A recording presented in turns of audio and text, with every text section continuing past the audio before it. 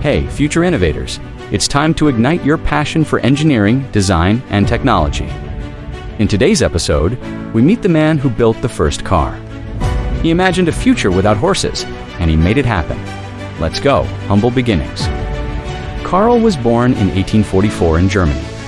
His father was a locomotive driver. But when Karl was just 3 years old, his father died, and he grew up poor.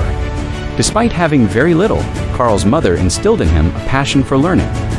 He loved mechanics from a young age and later studied mechanical engineering. But when he shared his idea of building a horseless carriage, he was laughed out of most people's boardrooms.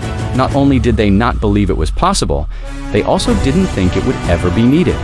So Karl, with very limited resources, started his own workshop. For years, he worked tirelessly to make his horseless carriage a reality. But again and again, he hit roadblocks. New technologies were emerging all the time, but the problem was, no one had yet invented an engine that could power a vehicle. Without the ability to create an engine, Karl knew he couldn't move forward. So he took a job at an engine factory to learn how to build one. Against all odds, he continued to work on his dream in his spare time. And finally, in 1885, he created the first gasoline-powered automobile, which he called the Benz patent motor wagon. 2 years later, in 1886, he received the patent for his invention.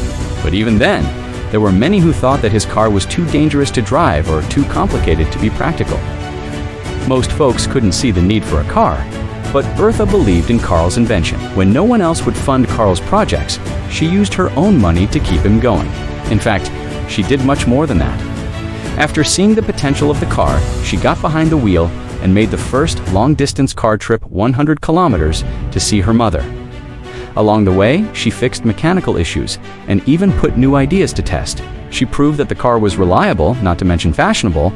She wrote a sensational article about her trip and the Benz patent motor wagon. Soon, people all over the world wanted to buy the car, and together, Karl and Bertha built a company to produce it. They named it Daimler-Benz, which later became Mercedes-Benz. Through their invention and relentless optimism, they changed the world forever. They sparked a global industry that continues to innovate and evolve to this day.